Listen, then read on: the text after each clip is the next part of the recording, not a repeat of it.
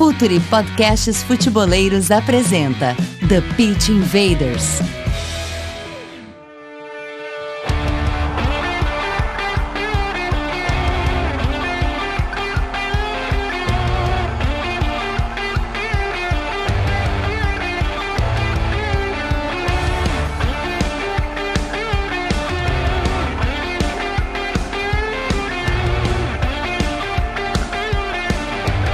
Olá, futeboleiros! Olá, futeboleiras! Futuri Podcasts Futeboleiros apresenta The Pitch Invaders, episódio 83. Isso mesmo, 83. Meu nome é Eduardo Dias, eu sou o host, mais essa invasão futeboleira pelo SoundCloud, iTunes, YouTube e pelo www.futuri.com.br. E comigo hoje, uma invader da casa que estreou por aqui no episódio 9, Jazz Mirandinha, redatora da revista Relvado e colaboradora do Futuri, com textos que são puro futebol culture, delicioso. Bem-vindo de volta ao Pitch Invaders, Jazz. Oi, boa noite, bom dia, boa tarde, qualquer horário que você esteja ouvindo a gente, né? Dando essa alegria que é poder participar de volta. E como o Dinho falou, faz quase 2 anos, né? Que é a primeira vez que eu participei aqui. Eu sou a Jéssica e estou muito honrada de voltar e a gente vai conversar bastante sobre futebol hoje.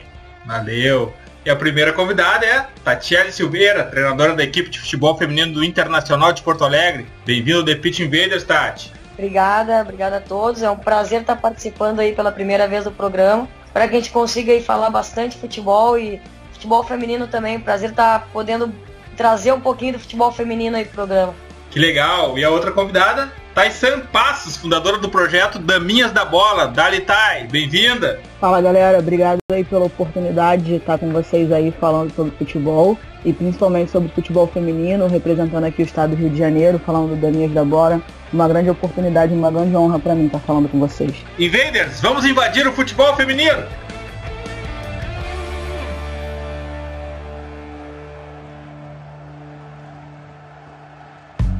Está no ar o The Pitch Invaders, podcast semanal do projeto Futuri.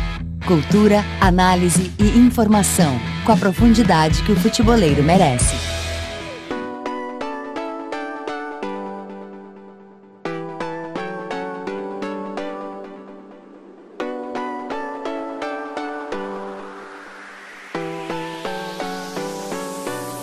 Bom, os nossos invaders já estão acostumados, afinal de contas são 83 episódios, mais de 100 mil plays por aqui pelo The Pitch Invaders e agora também com entrelinhas. E a gente sempre se caracterizou por falar de campo e bola, sem polêmicas, sem falar de arbitragem, campo e bola, futebol. E eu queria saber da Tati, porque eu estou impressionado com o currículo dela, especialista em futebol e futsal, formada em educação física, possui licença B da Confederação Brasileira de Futebol, curso de treinador de futebol feminino da Confederação Sul-Americana de Futebol. Tati, o que a gente nota quando a gente faz essa comparação entre currículos é que a nova geração de treinadores ela tem um background acadêmico muito maior que os treinadores da velha guarda, os treinadores que se basearam todo o seu conhecimento no empirismo. Isso para vocês gera um conflito de geração quando vocês trocam uma ideia no vestiário com o pessoal mais velho? Eu acho que tudo depende do momento, né, de fazer essa intervenção aí com o pessoal mais velho, porque com certeza, como tu falasse, era em cima do empirismo, né, era muito pela prática e experiência de quem jogou futebol. Joguei bola, eu sei dar o treino. E hoje em dia a gente vê que não é bem assim, né, que toda a qualificação, todo o curso te dá muita base para quando chegar lá dentro do campo, tu ter uma didática, pedagogia diferente, a maneira de tratar o atleta, porque os atletas também foram mudando, né? Tudo foi evoluindo. Então acho que essa base que nós estamos tendo hoje é importante para o crescimento e também tem que ter a maneira de lidar, né? Claro que o pessoal da antiga aí tem experiência, mas eu também fui atleta, eu também tive a minha parte prática e eu optei por buscar aí nos livros, na parte mais teórica, para ter essa contrapartida, um pouquinho da experiência de campo, né? E aí, claro, me basear aí nos grandes nomes também que tem da parte teórica para juntar tudo e conseguir uma qualificação legal. Tati, nenhum esporte no mundo evoluiu na última década tanto como o futebol. É impressionante a questão física, quilômetros percorridos por um jogador, a questão tática, a estratégia. Isso, durante esse ano, durante essa década, o futebol sofreu uma revolução. Aqui no Brasil, a gente, pelo menos no futebol masculino, essa evolução não chegou dentro de campo ainda. Dificilmente a gente vê algo de novo, talvez até pela pressão da mídia. O futebol feminino, infelizmente, não tem a mesma projeção e as mesmas horas de exposição nos grandes canais esportivos. Isso te dá uma possibilidade de tu arrojar mais na questão tática e estratégia, quem sabe até dar um passo à frente, aproveitando, quem sabe, essa falta de foco ainda comercial no futebol feminino. Tu pode avançar mais? Tu tem essa possibilidade? Tu se sente confortável para isso? Eu penso que depende muito de como tu quer chegar nesse caminho, né? Mesmo que não tenha muita estrutura, o futebol feminino ainda está buscando o seu espaço, mesmo que dentro dos grandes clubes, como eu tenho o exemplo aqui do Inter, nós temos já, né? Estamos chegando, acho que o clube também está nos conhecendo, está conhecendo o trabalho do futebol feminino das meninas ou da comissão técnica, e a gente sabe que por muitas vezes as pesquisas são muito caras, os testes, as avaliações. Então qual foi a maneira que hoje eu e a minha comissão técnica buscamos para isso, né? Buscamos pesquisadores, fazer parcerias com universidades, porque eles querem os números, eles querem esse tipo de atleta também para fazer avaliação, para saber como as meninas, para poder fazer comparações. Se hoje nós não temos ainda no Brasil a comparação entre times femininos, mas que a gente possa fazer a comparação com o time masculino. Então hoje o Internacional, eu tenho assim, seguramente que a informação que nós fizemos todas as avaliações possíveis. Avaliação física, avaliação técnica, de força, potência, enfim, coordenativos. E foi por parceria, foi uma troca.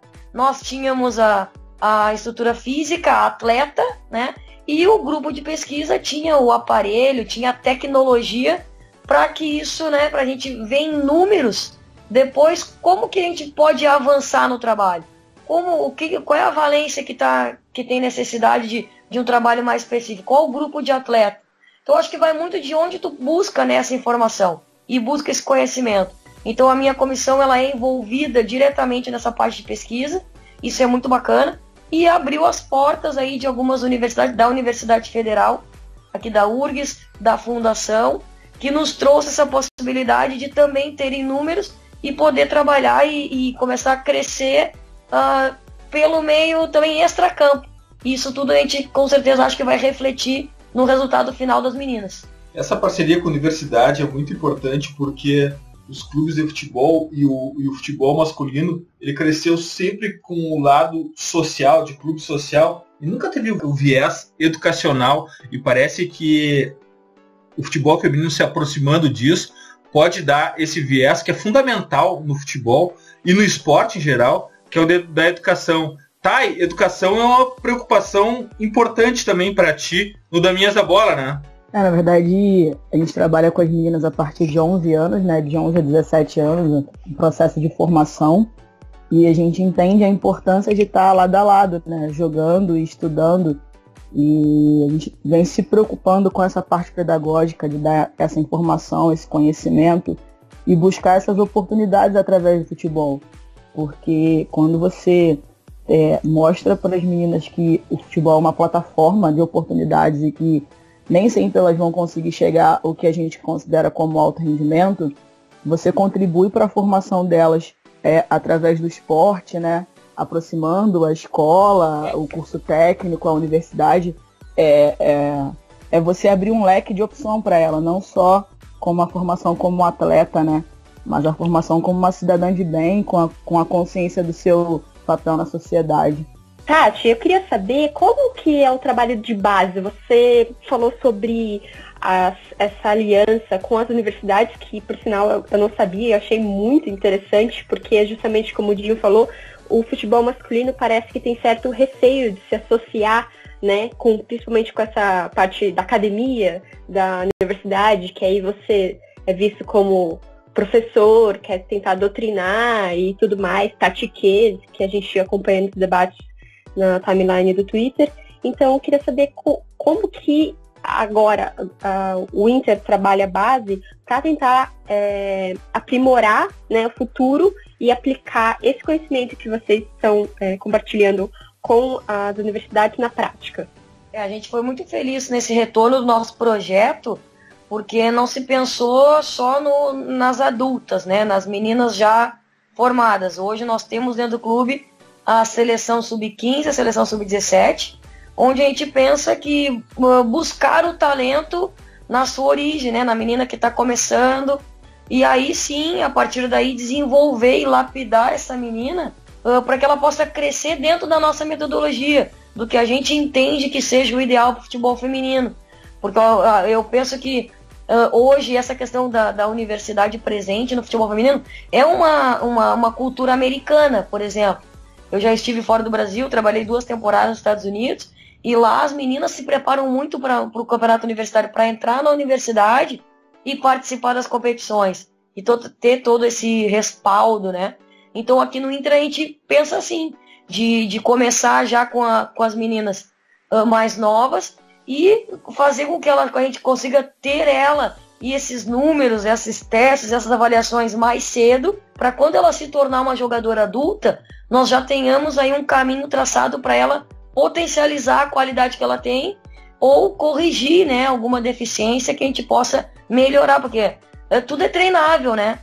Seja da parte técnica ou física, o futebol nos permite isso, né? Então o jogador jogadora que é insistente, que é comprometida, com certeza ela vai ter muitos ganhos. E é isso que a gente quer fazer, né? Agregar, não que nós tornamos o feminino dentro do contexto de universitário, do universitário, porém a gente consegue agregar os conhecimentos, mas o que importa mesmo é futebol, é bola no pé, é conceito tático, é fazer elas entenderem bem dessa parte mais prática, né, do campo. Jazz, uma questão que eu tô, de certa forma, até por ignorância minha mesmo, não tinha esse conhecimento da relação do Inter com a academia na preparação dos atletas, mas pelo fato do futebol feminino estar num renascimento ou num surgimento dentro do cenário esportivo brasileiro, ao contrário do futebol masculino, que ele está enraizado com conceitos muitas vezes antiquados e que se torna muito difícil de alterar o modelo. Por exemplo, esse da educação é uma coisa que não se consegue colocar mais. Os clubes de futebol masculino ou os clubes de futebol no Brasil, eles não têm relação nenhuma com a educação. E logo no momento em que o intelecto é fundamental para o jogador, no momento em que os espaços sumiram, onde a capacidade física é de elite e os jogadores precisam tomar decisões e precisam ter um nível intelectual mais alto do que o jogador da década de 70 ou de 80. Isso é uma bela oportunidade também para o futebol feminino crescer sem essas amarras antigas, né? Olha, quando eu ouvi a resposta da Tati, eu já pensei a mesma coisa que você. E é o seguinte, Jim, eu acho que o futebol feminino, ele está tendo a oportunidade de começar estruturalmente do caminho certo, como eu ia emendar com que a Thay havia dito, sobre formar pessoas, né? Não só atleta. Porque a gente sabe que no masculino a quantidade de meninos que vão da base para o profissional é bem ínfima. E o que acontece com eles? Eles foram sempre, desde menininhos, treinados assim, eu vou virar jogador de futebol, eu vou ser rico, eu vou ter fama, e a vasta maioria não vai conseguir. E depois, o que a gente vai fazer com esses atletas? Como eles serão, né, na vida? O Sócrates, eu estava lendo, ele tinha um projeto de que para você ser jogador de futebol, você teria que se formar pelo menos no ensino médio. Sem ensino médio, você não poderia ser jogador. Porque ele enxerga, como a gente pode perceber hoje, uma cultura muito paternalista, né, no futebol. Hoje, os jogadores, eles são os de elite, né? Eles são cercados de uma forma, vivem numa redoma. Eles vivem, não é nem mais uma bolha, que né, uma bolha pode ser estourada. É praticamente uma redoma de vidro, é inquebrável. O que mais a gente tem ouvido é que, por exemplo, o Neymar, que é o melhor jogador brasileiro, ele ainda é um adolescente, porque não consegue, né, essa estrutura paternalista se retira, você só faz o jogador jogar. E você acaba ceifando a própria capacidade dele de raciocinar, de pensar fora do futebol, né? De assumir responsabilidades sociais e educacionais que, por exemplo, Sócrates, Vladimir e vários outros jogadores acreditavam que era a responsabilidade cívica, né, do jogador, porque que o jogador reconheça seu poder de transformação na sociedade, né? Então, isso que a Thay disse de que as meninas de 11 a 17 anos estudem e tenham uma chance, eu fiquei realmente encantada, né? É isso aí. Thay, na verdade, culturalmente, quando o menino começa a jogar futebol, a ideia dele é de ser um jogador de futebol profissional. Diferente de um jogador no Brasil de vôlei, de tênis, ou um atleta da natação, de atletismo, em que ele faz o esporte concomitante à vida intelectual dele, ele vai desenvolvendo a vida intelectual. E o jogador de futebol, e o atleta, e o pretenso jogador profissional, ele já quer saber de bola e esquece os estudos ou deixa isso de lado. Tu tem notado que nas meninas a abordagem é mais de conciliar o futebol, esporte com a vida intelectual? É um pouco diferente dos meninos, ou ainda elas chegam com aquela pretensão de ser a Marta, de ser a Formiga, de ser uma grande jogadora de futebol? Como é que é isso, Thay? Então, na verdade, assim, eu vou levar um pouco pro lado dos meninos que vocês estavam falando, porque eu tenho uma escola de futebol e o menino já vem pra escola perguntando quando que ele vai jogar no clube, né? E isso também vem de uma questão cultural, uma falta de conhecimento do pai, do responsável, porque o futebol, ele é muito mais uma ferramenta de frustração, né? Do que de qualquer outra coisa, porque você consegue parar para pensar que Neymar e Marta vieram iluminados por Deus, né? Então a gente precisa principalmente se preocupar na formação dessas pessoas, né? Que vão ficar de fora desse seleto grupo de craques. E isso a gente precisa como profissional e principalmente como educador, porque posso falar um pouco por mim e pela Tati, que fomos formadas em educação física. Antes de qualquer coisa, antes de você ser técnico, de você ser treinador, você é educador, né? Somos formados em educação física. E a gente precisa estar passando isso para os pais, porque a informação do craque chega muito cedo para as crianças, né? Com acesso à internet, e a situação está cada vez pior. As pessoas estão se preocupando muito mais em ter dinheiro, informar o jogador para salvar a família, para salvar um pai frustrado, do que se preocupar se o garoto está com vontade de jogar futebol, se é realmente isso que ele quer para a vida dele.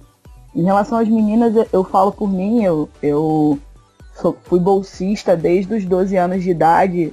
O futebol me deu a oportunidade de me formar, de conhecer vários países. Fui bolsista na escola, na universidade. Hoje sou bolsista na especialização na Universidade Federal do Rio de Janeiro, que é coordenada pelo professor Parreira. Então eu acredito que como essa questão de salário no futebol feminino é uma coisa bem recente e não chega nem aos pés do futebol masculino, as meninas, quando começam a jogar, começam a ver que a oportunidade de ter algum lucro, né, tá na universidade. Aqui no Rio a gente está com uma crise muito grande, os clubes são pouquíssimos e a universidade vem salvando para que ainda tenha futebol feminino no estado. Então, eu procuro fazer com que as meninas tenham essa consciência que a oportunidade que elas vão ter de jogar futebol, pelo menos aqui, estar estudando. E isso faz também com que elas se tornem mais conscientes, que elas vejam o futebol como um leque de opção, vejam também a oportunidade não só de jogar em outros lugares, em outros países, mas de estudar, sabe? De chegar em casa com um canudo e falar assim, poxa, eu saí de casa para jogar futebol, você não me apoiou, minha família não me apoiou, mas hoje eu voltei para casa formada. E eu acho que é essa visão que a gente precisa procurar passar, não só no masculino, mas no feminino, que o futebol seja uma ferramenta para dar oportunidade para as crianças, oportunidade de conhecer outras pessoas, oportunidade de conhecer ambientes, lugares, oportunidade de conhecimento e de crescimento pessoal, não só de se tornar craque, não só de ganhar dinheiro com isso. Eu tenho as nossas experiências, né? A partir do momento que nós retornamos o projeto aqui no Inter, a gente tentou pensar em várias coisas diferentes, exatamente em função disso que a Thay comentou, que a remuneração da menina ela é mais baixa. Então a gente busca várias formas de complementar isso. Então hoje, dentro do nosso projeto, nós temos uma parceria com uma universidade particular em Canoas, e a gente tem uma parceria com várias escolas particulares dentro de Porto Alegre para tentar contemplar essas atletas que vêm fazer parte da nossa equipe. E é uma maneira que às vezes a gente não tem o dinheiro vivo como troca, mas nós temos uma bolsa de estudo em grandes instituições. Então isso acaba complementando, né, aquele apoio, aquele reconhecimento que o clube pode dar para a jogadora. E a gente se preocupa sim, eu também tenho essa preocupação com as minhas atletas, que elas estejam num ambiente bacana, num ambiente legal, não só aqui no clube, não só no Inter, mas também na vida pessoal. E isso a gente tenta estimular exatamente criando ciclos de amizades dentro do instituto, de um setor educacional, seja na faculdade ou seja em grandes escolas aqui da região. Tati, essa questão do nível intelectual, de conciliar o esporte com a educação, ela se espelha muito no esporte americano, que se utiliza muito da academia para o desenvolvimento dos atletas. Isso me parece fundamental e um diferencial para o futebol, do futebol feminino em relação ao masculino, diferencial que o torna mais forte ainda. Mas tem outro aspecto da educação que reflete diretamente dentro de campo, né? Porque um dos skills, uma das habilidades mais desejadas hoje pelos técnicos, pelos managers dos clubes, é que o jogador tenha uma tomada de decisão correta. E isso se aprende, não só aprende jogando, sabendo jogar o jogo, como também tendo um nível intelectual maior. Essa formação que o futebol feminino tem conseguido dar para as meninas junto à academia, de elevar o seu nível intelectual, reflete diretamente dentro de campo, né, Tati? Certamente auxilia, ajuda, é um dos fatores contribuintes para que isso aconteça, mas é claro que daí nós, dentro da prática do futebol como treinador, eu também tenho que trazer estímulos dentro da prática específica da modalidade, dentro do futebol, para que isso aconteça, né? Ela vai ser estimulada de outras formas, a maneira de pensar fora do contexto do futebol, fora do contexto de treino. Então o meu papel é buscar, né, estímulos que liguem esse tipo de informação dentro do meu treino. Então e a gente vai aprendendo também com o pessoal fora do Brasil, né? Por isso que a gente estuda, por isso que está sempre, né, vendo vídeo, fazendo curso, para que isso aconteça. A gente sabe que já é por pesquisa que isso é extremamente importante e que isso é treinável também, né? Então, por mais que pareça estranho, assim, mas será que eu consigo treinar a tomada de decisão? Sim, a gente consegue treinar, a gente consegue estimular. Tem atleta que vai pegar super rápido e outros atletas que vão ter um pouquinho mais de dificuldade, vão ter uma percepção mais lenta, mas isso tudo é desenvolvimento, é prática, é treino, é estímulos de maneiras diferentes, trabalhos diferentes. E eu tenho certeza que isso traz para o atleta, é um conjunto. Essa formação fora, né, das 4 linhas e o estímulo que ele recebe dentro. Tá, e tu tem algum tipo de desenvolvimento no Daminhas da Bola que tu possa encaminhar essas meninas para algum clube profissional no Rio de Janeiro? Então, na verdade, a gente faz um trabalho oposto do que a Tati vem fazendo, né? O projeto acontece dentro de uma escola. Quando eu voltei da Alemanha em 2011, eu estava desistindo por tudo que estava acontecendo no Brasil, já estava formada na faculdade. E eu procurei essa escola para que a gente pudesse estar fazendo um trabalho. Hoje a gente tem 38 meninas com bolsa de 100%. Todas elas estudam na escola e elas são encaminhadas para os clubes, sim. Nesse momento, o único clube que tem um trabalho de base é o Duque de Caxias. Eu trabalhei no Duque de Caxias até o ano passado. Eu era responsável pela categoria de base do clube. E a gente vem fazendo link, sim, com alguns clubes. Na verdade, a ideia é que elas saiam hoje daqui, pelo menos com o ensino médio, né? E a gente vem segurando para que elas tenham uma oportunidade de estar estudando, mas está ficando um pouco complicado. As meninas querem sair bem cedo, né? Por estar buscando outras oportunidades. A gente teve uma jogadora convocada para a seleção sub-17 ano passado, que está bem difícil de segurar. Mas a ideia é que que elas saiam daqui indicadas para os clubes. Claro, a gente nunca vai segurar uma atleta que ela tenha uma oportunidade melhor do que no Daminhas da Bola, mas hoje no Rio de Janeiro está muito difícil. A gente só tem o Duque de Caxias, o Vasco com a mudança de presidente agora tá parado com o futebol feminino, e o Flamengo, que é o Flamengo Marinha, não tem o trabalho de base. Então, por esse motivo, a gente está segurando e as meninas vêm jogando. A gente está jogando competições de futsal, de campeonato de futebol de campo e futsal. A gente fechou parceria com algumas universidades também. A gente tem parceria com a Universidade Celso Lisboa, a qual as meninas saem da escola e estão indo direto para lá. E eu também fechei parceria com a Universidade Federal do Rio de Janeiro para estar fazendo algumas pesquisas, alguns estudos, principalmente na categoria de base, que é o meu interesse, né? Para que as meninas saiam da parte de formação e cheguem no adulto mais preparadas. A gente para pensar que o menino começa no clube, às vezes lá com 5 anos, e até chegar ao profissional tem uma estrada bem longa, e a menina às vezes cai de paraquedas numa equipe adulta com 16 para 17 anos. Então, o nosso intuito é que o Daminhas da Bola seja uma plataforma de oportunidade, mas que essas oportunidades sejam oportunidades que ela realmente vá continuar jogando e correndo atrás do sonho dela.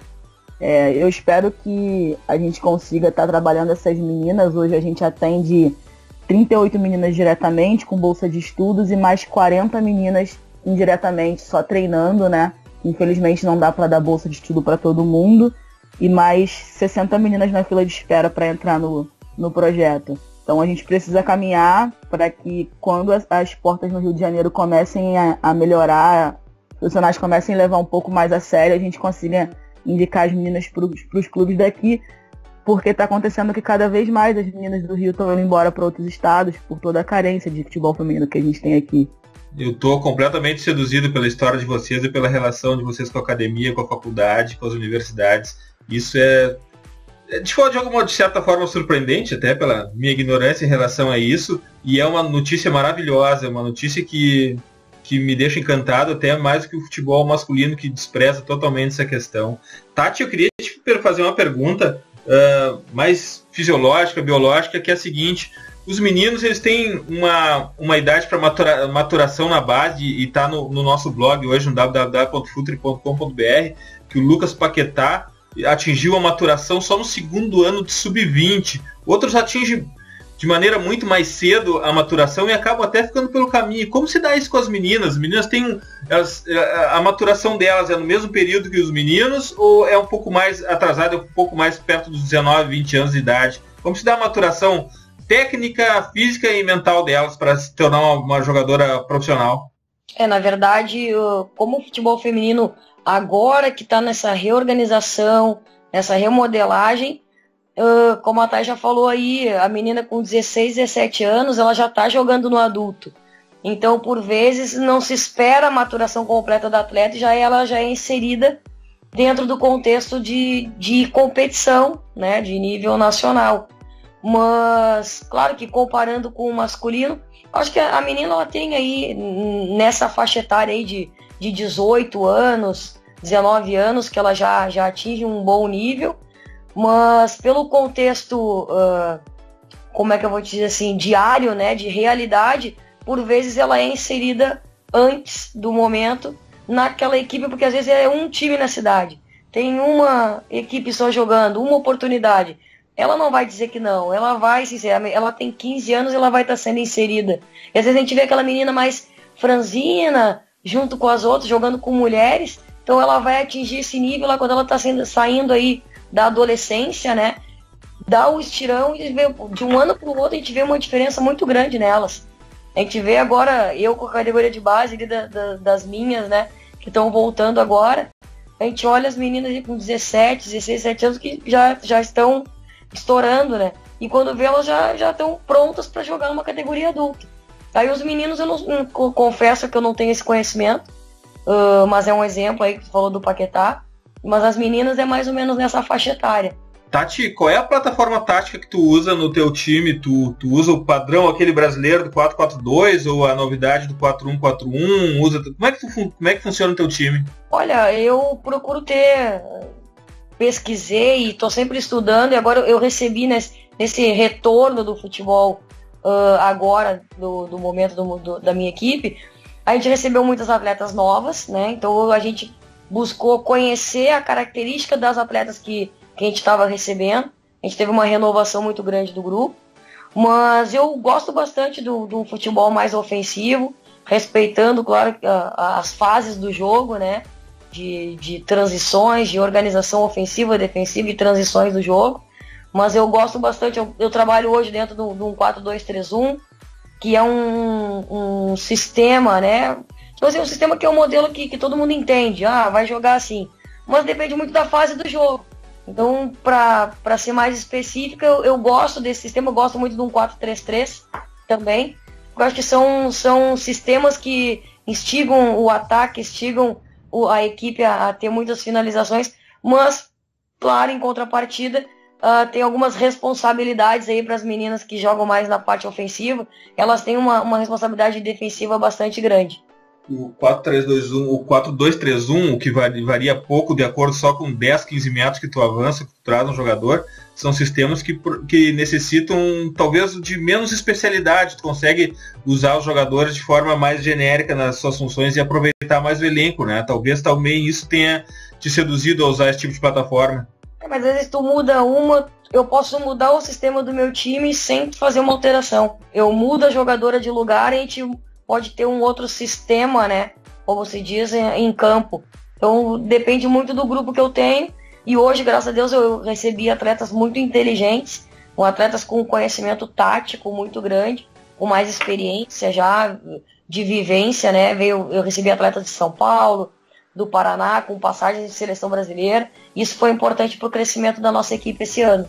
Uma questão que tem surgido no futebol masculino é a questão do perde-pressiona. Tu perde a bola e já vai pressionar para tentar roubar ela o mais alto possível, mais próximo do campo adversário. E a gente vê ainda muitos times brasileiros se perdendo nisso, fazendo ou de maneira intensa ou de maneira posicional, mas ainda não sabendo, muitos jogadores ainda utilizando a transição defensiva para respirar e esquecem completamente das responsabilidades defensivas do time. No feminino também está conseguindo utilizar isso, ou tu ainda está utilizando a volta do time para respirar, deixar o pessoal da frente tomar um ar enquanto o lado de trás resolve os problemas defensivos? Como é que está essa questão da transição defensiva no teu time, Tati?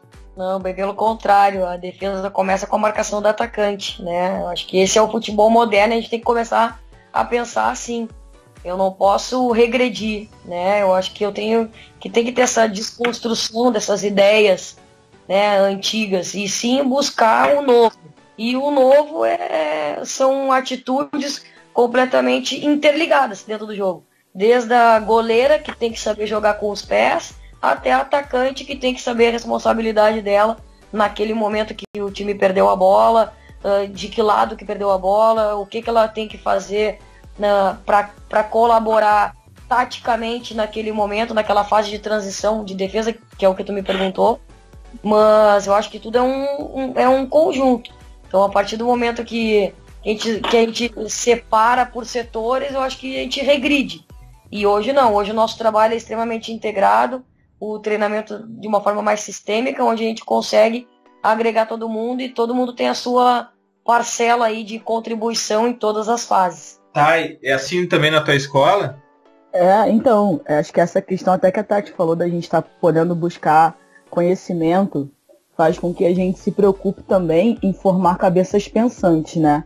A gente precisa buscar uma evolução do futebol feminino e encaixar as meninas, essas funções que elas precisam entender, dessa questão da goleira jogar com o pé, da atacante vir marcando, é essencial para que o jogo melhore, para que o futebol feminino seja um produto rentável e para que daqui a pouco as pessoas tenham mais desejo de assistir, porque a mulher tende a se doar mais dentro do campo, a buscar mais essa posse de bola, e cada vez que a gente está buscando conhecimento e está vendo o que está acontecendo pelo mundo com o futebol, não só com o futebol feminino, a gente precisa se preocupar em formar essas pessoas que conseguem pensar fora da caixinha. conseguem ter essa tomada de decisão, esse poder de marcação, esse poder de estar agulhando, de estar roubando a bola e com a participação e doação de toda a equipe, né?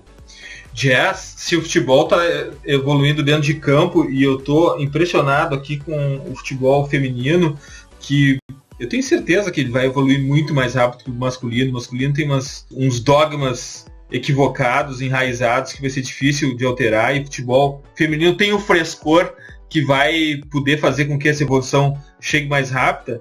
Por outro lado, fora de campo, na análise do futebol, também houve uma evolução, né? Tá aqui o Pitching Vaders, o Projeto Futuri, que só fala unicamente de futebol, sem polêmica, sem grito, sem debates vazios.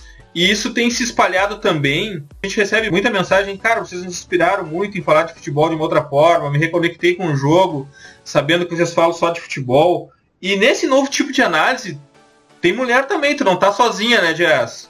Não, tem bastante mulheres, e é muito legal, a cada dia a gente se sente mais confortável em comentar sobre futebol, não só a nossa paixão, porque cada uma tem um time, como entrar em áreas que eram tidas como só para homens, por exemplo, análise tática, usar as ferramentas, né, de análise de desempenho, incorporar esses dados técnicos à leitura do jogo. Eu vejo que há um número crescente de mulheres escrevendo, né, sobre tudo, e jornalistas também tendo a coragem de continuar trabalhando, porque é difícil, às vezes é difícil sendo mulher, né, porque você recebe cada comentário que desanima, né, e até estava comentando com minhas colegas de profissão, porque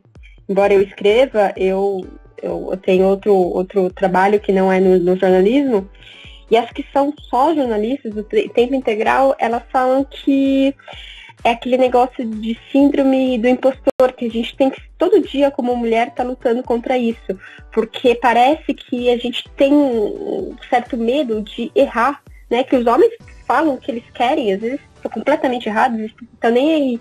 E normalmente errados. Uma coisa errada, eu não queria falar isso, mas boa parte das vezes, e a gente fica assim, tendo que saber exatamente a pronúncia certinha de tudo, controlar os danos, porque a qualquer momento alguém pode falar, você é mulher, você não sabe, não sei o que, e me fala o impedimento, conversar no trabalho é bem triste, eu já desisti de conversar sobre futebol no trabalho, mas é isso, e é muito legal, né, que as mulheres estão escrevendo, só que elas estão escrevendo sobre o futebol masculino, eu me incluo nessa, eu não sei nem 3% do futebol feminino do que eu sei do masculino. Por quê? Porque eu não consigo ver. Os jogos do Corinthians, mas são durante a semana, poucos jogos durante o ano, né? O masculino tem muito, o feminino tem pouco. E são jogos 3, 4 horas da tarde. Aí você pensa, o Corinthians, que é o time que eu torço, vai jogar na arena? Não, eles vão jogar em Barueri, às 4 da tarde, durante o horário expediente no dia da semana. Quem vai poder ir? Aí não tem incentivo, a TV não compra. A TV não comprando, não passa, não comenta, e é um círculo vicioso, né? Porque a gente vê hoje em dia, por exemplo, as crianças tudo saindo com roupas de time estrangeiros. Quando foi que isso começou? Contato com videogame, a expansão da TV por assinatura e o bombardeio. Videogame, Jess, que FIFA já tem a versão futebol feminino, né? Tem a seleção, né? A seleção, falta os clubes. Só entrando na história dos clubes, os grandes clubes da Premier League já tem o seu futebol feminino e com uma grande assistência, né? Um grande público. Tem o Manchester City, até fez esses dias um vídeo promocional mostrando que tudo é City, né? Não importa se é homem ou mulher, incentivando a pessoa a comparecer. E nos Estados Unidos, eu acho que até por essa questão que a Thay e a Tati estavam falando, da educação, nos Estados Unidos, por conta do sistema de bolsas, o futebol feminino é melhor, eu acredito, do que e o masculino, mais estruturado, mais organizado e com resultados muito mais precisos que o masculino, né? Eu acho que é o único país, assim, em que o feminino está acima do masculino, exatamente pelo investimento na formação das jogadoras, né?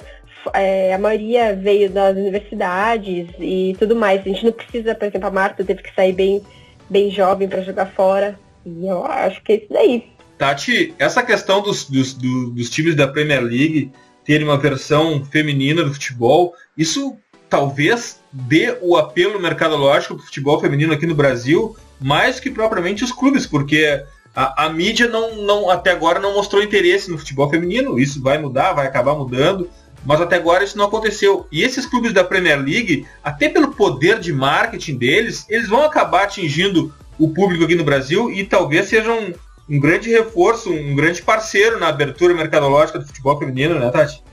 Com certeza, porque são grandes potências, né? Que a gente está falando de times com uma estrutura e também que é cultural, né, gente?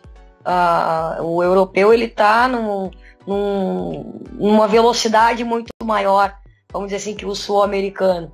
E eu acho que o futebol feminino, ele tá numa crescente muito grande. Acho que essas medidas aí que a CBF tem feito é muito bacana, criando competição nacional de Série A1 e Série A2, como é chamada hoje, que dá oportunidade não só para aqueles clubes que já têm mais estrutura, mas quem quer entrar, né? Eu digo, pelo Inter hoje, a gente está seguindo passo a passo. Então nós iniciamos o campeonato ano passado, formamos a equipe para o Campeonato Gaúcho, tivemos a grande felicidade do título em dezembro, e o que nos proporcionou agora uma disputa de uma seletiva para a Série A2. Então eu acho que as equipes querem participar das competições nacionais, só que tudo tem que ser organizado. Então a Conmebol já deu o decreto da lei que até 2019 as equipes que forem jogar a Libertadores tem que ter uma equipe de futebol feminino. Poxa, legal. Isso é uma maneira de abrir os olhos do futebol sul-americano. Então, o que já está acontecendo na Europa, que também já tem uma liga muito forte, onde nós temos já grandes clássicos, né? Barcelona tem time, o Manchester City, Liverpool, Atlético de Madrid, todos têm grandes times, fora os times alemães, que também, a Noruega é muito forte. Às vezes não tem o masculino, não é tão forte, mas tem grandes times femininos, né? E já são times tradicionais, assim como o time que a Marta jogou muito tempo na Suécia. Então são grandes times que lá já desenvolvem. Então essa lei aí que veio da Conmebol, eu acho que vem a calhar para esse desenvolvimento do futebol feminino aqui, não só do Brasil, mas do futebol feminino sul-americano. Então vai instigar o clube a investir, vai instigar o clube a ver o futebol feminino como um produto também. E todo clube que entra para ganhar, entra para vencer. Nenhum clube, eu não acredito que eles estejam criando um grupo feminino só para participar. Aí entra muito da cobrança da torcida. O torcedor é apaixonado pelo clube e ele quer ver o time vencer.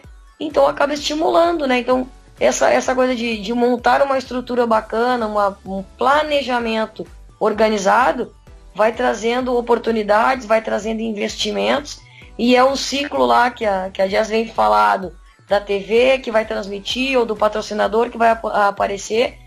Então onde tem calendário, onde tem uma federação organizada, onde tem a organização extra-campo, a gente pode ir lá no patrocinador e dizer, a gente vai jogar tal campeonato, dura tanto tempo, então a gente quer uma oportunidade de vender essa imagem também na camiseta das meninas.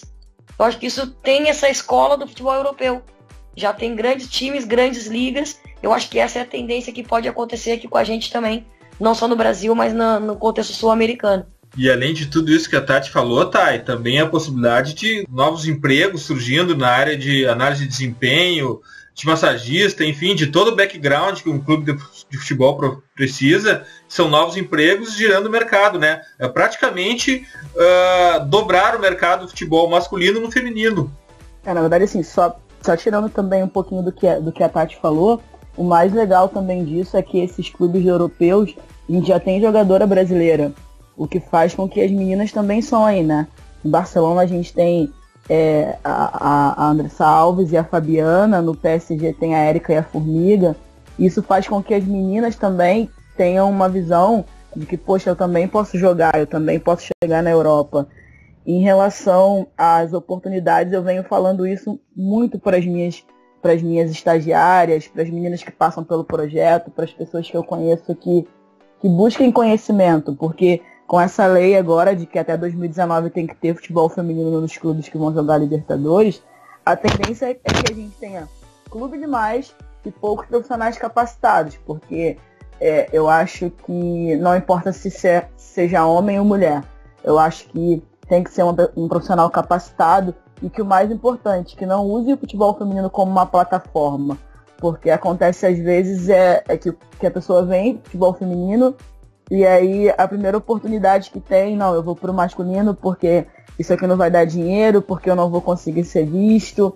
Então, que a gente consiga entender que é um processo de desenvolvimento, que é um processo de crescimento, como aconteceu com outros esportes, como aconteceu com o voleibol, e que o mercado está crescendo. O mercado está crescendo e a gente precisa de profissionais capacitados que façam a diferença e que entenda que para que tenha um crescimento precisa de um planejamento, de todo um conhecimento do futebol feminino, porque é muito diferente. É muito diferente. As pessoas que vêm para o futebol feminino achando que com o estalar de dedos e com essa questão da cobrança da CBF, da Conmebol, de repente vai virar uma maravilha, não é. Tem uma estrada bem longa pela frente e a gente precisa principalmente de pessoas que acreditem nesse crescimento e que com o crescimento do futebol feminino saibam que vão crescer como profissionais também. Só para finalizar, Tati e Thay, eu queria saber uma questão sobre o aspecto psicológico das meninas. Vocês observam no dia a dia que algumas das meninas que vocês acompanham sofrem uma pressão para não jogar futebol, por futebol ser uma coisa de homem, uma coisa masculinizada por parte da família? Olha, eu acho que a gente já quebrou muitos paradigmas, né? E esse é um deles, porque isso de repente aconteceu quando eu comecei a jogar lá nos meus 10 anos. A primeira escolinha de futebol que eu joguei foi com os meninos em Porto Alegre. E era só eu só conhecia eu mesma que jogava bola. Não conhecia outras meninas que jogavam, era difícil. Então acho que isso já mudou, porque hoje nós temos o futebol, o futsal dentro da escola. E a Thay vai poder complementar melhor essa minha fala, porque ela está dentro de uma escola. E é o que a gente busca aqui com as nossas atletas, né? Já cresceu muito, então hoje o futsal ou o futebol, ele está presente dentro do contexto escolar. Ainda não é como a gente imagina ou como a gente deseja, mas já é um início. É um início para despertar o desejo da menina e para o pai e para a família se familiarizar. Hoje, dentro do Inter, a escolinha de futebol feminino, ela acontece a partir dos 6 anos. Então, nós temos o sub-9. É coisa mais querida. Convido o Eduardo a vir assistir um pouquinho dessa nossa turma. Tem craques já desenvolvendo, fazendo muitos gols, com muita técnica, muita habilidade. E os pais estão vibrantes do lado da arquibancada, ajudando, colaborando, incentivando elas a praticar. Então acho que esses paradigmas já foram quebrados e hoje as meninas já podem escolher o que elas querem praticar. Aí eu quero o futebol. Não, eu vou querer a ginástica ou o balé, que seja, né? Mas acho que já mudou bastante, assim. Nós já evoluímos muito esse pensamento meio preconceituoso, tanto das famílias como até mesmo da sociedade em geral. Então, bem o que a Tati falou, eu acho que quando eu comecei a jogar também, quando eu tinha 12, 13 anos, só tinha eu também na escolinha de futebol. E a nossa briga é para que isso comece a mudar, e já está mudando. Eu fico muito feliz porque hoje os pais levam as meninas para jogar futebol, sabe? Eu tenho pais, né, das meninas que são 2 irmãs e que o pai vai super feliz, acompanha os jogos. A gente disputou uma competição na Granja, eu tive a oportunidade de jogar contra a Tati e os pais alugaram um ônibus para poder subindo para a Granja Comari para estar vendo os jogos. E assim, um relato bem rápido, a minha goleira, ela tinha 12 anos na época e estava jogando uma competição sub-14. E o pai, separado da mãe, morava em São Paulo e veio pro Rio de surpresa e apareceu atrás do gol da menina. E ela, no meio do jogo contra a Chapecoense, simplesmente caiu em lágrimas e tal. E no final do jogo eu fui perguntar pra ela o que tinha acontecido. E ela falou que o pai nunca tinha visto ela jogar e que o pai era super contra. E o pai alugou um quarto em Teresópolis e ficou até o final, até o jogo contra a Tati lá.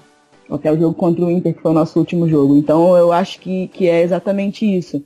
E principalmente nós treinadores, nós comissão técnica, a gente precisa se preocupar em estar fazendo reunião e estar mostrando para o pai que é um ambiente saudável para que elas estejam participando. Porque a maior preocupação do pai é onde eu estou colocando a minha filha, o que vai acontecer nesse ambiente extremamente preconceituoso. Então, se for um ambiente saudável, um ambiente em que todo mundo se respeita, a tendência é que o pai se sinta seguro e que o pai tenha vontade de participar desse ambiente.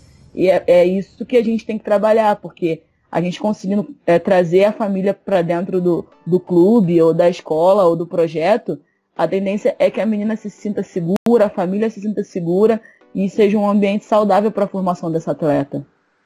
Bem, Veilers, eu estou, mesmo sabendo das dificuldades do futebol feminino, femininos que não são poucas, eu estou completamente seduzido pelo frescor e por essa conexão do futebol feminino com a academia, coisas que o futebol masculino já me deixou bastante decepcionado.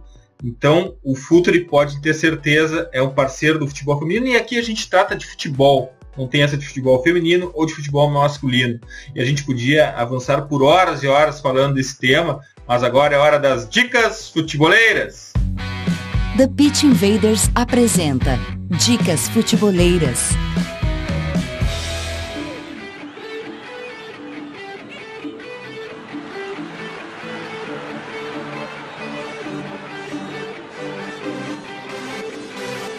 Bem, eu tenho uma extensa dica futeboleira. Hoje é um combo do site Futuri. A produção de conteúdo com a nossa pegada de análise séria, profunda e reflexiva está produzindo ouro por lá. Olha a lista.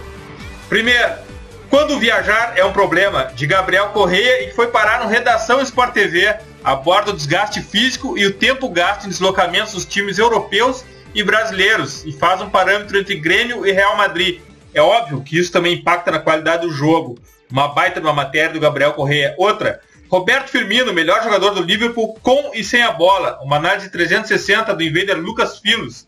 Dados, vídeos, texto, vocês não vão ver nada mais completo na rede sobre Roberto Firmino.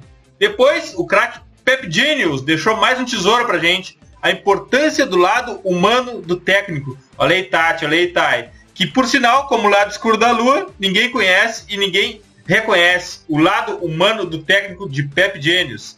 E as análises de Mayra Rodrigues e Gabriel Correia sobre Tottenham, e Juve, e PSG e Real na volta das oitavas da Champions.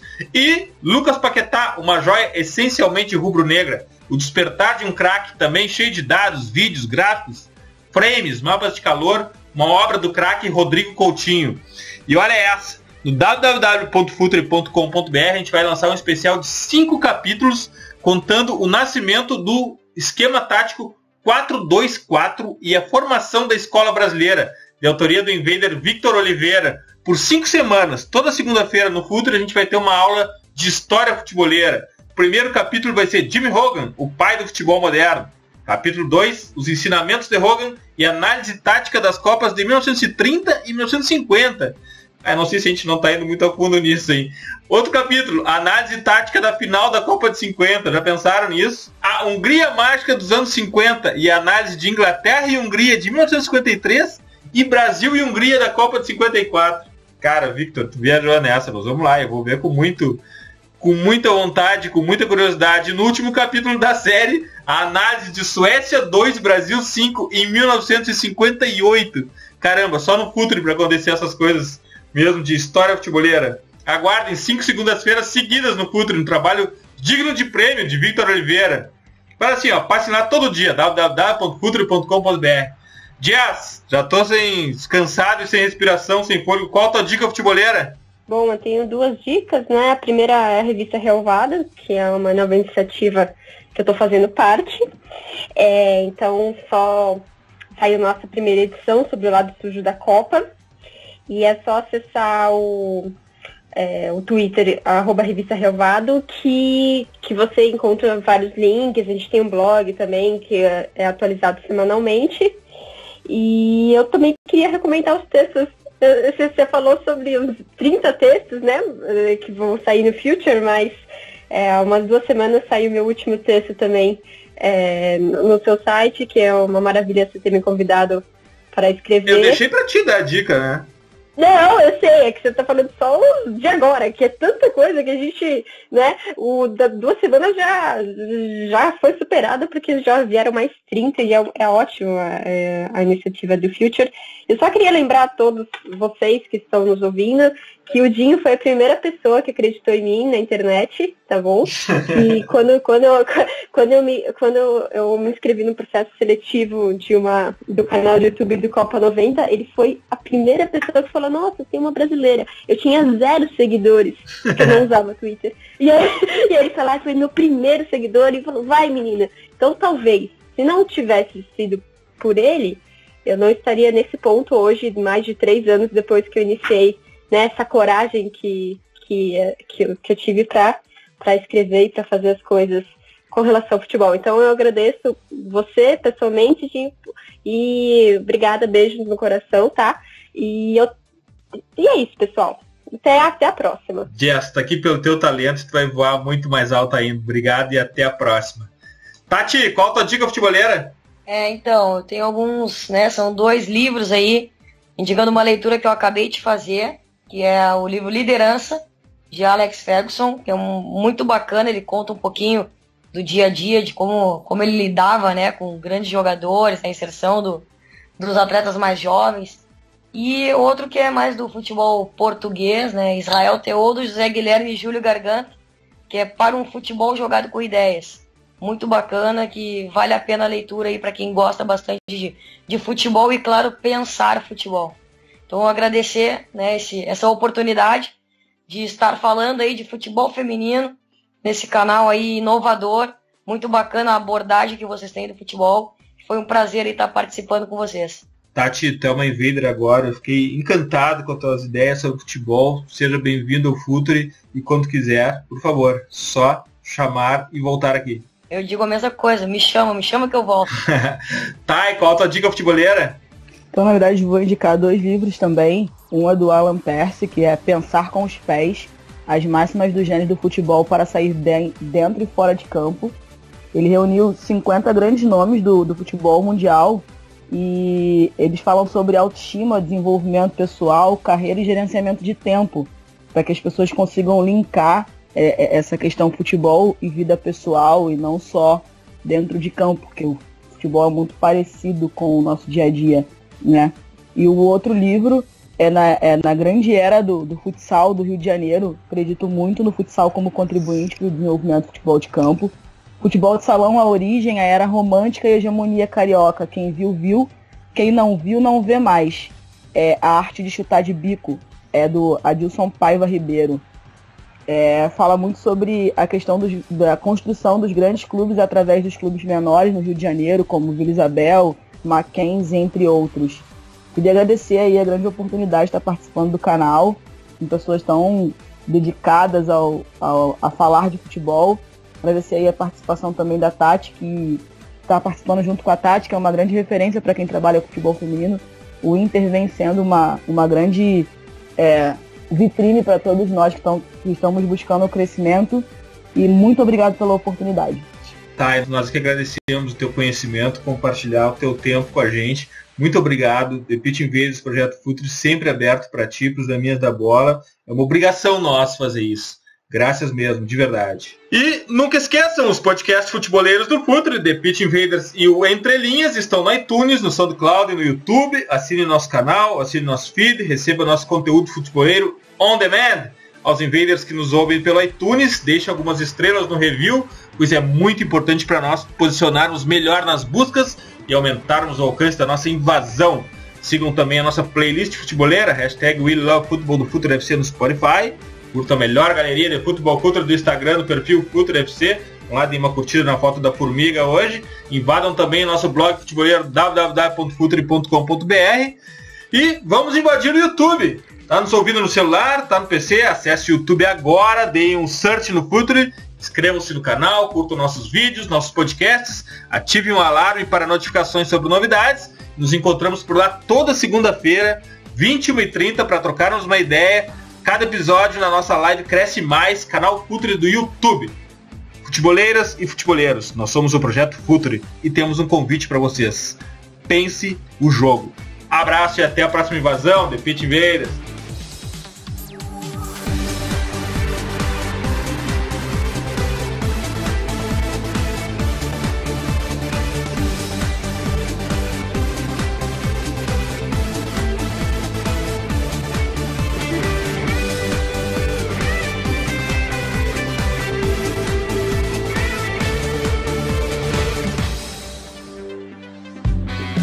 Projeto Futuri apresentou The Pitch Invaders. Acesse www.futuri.com.br. Pense o jogo.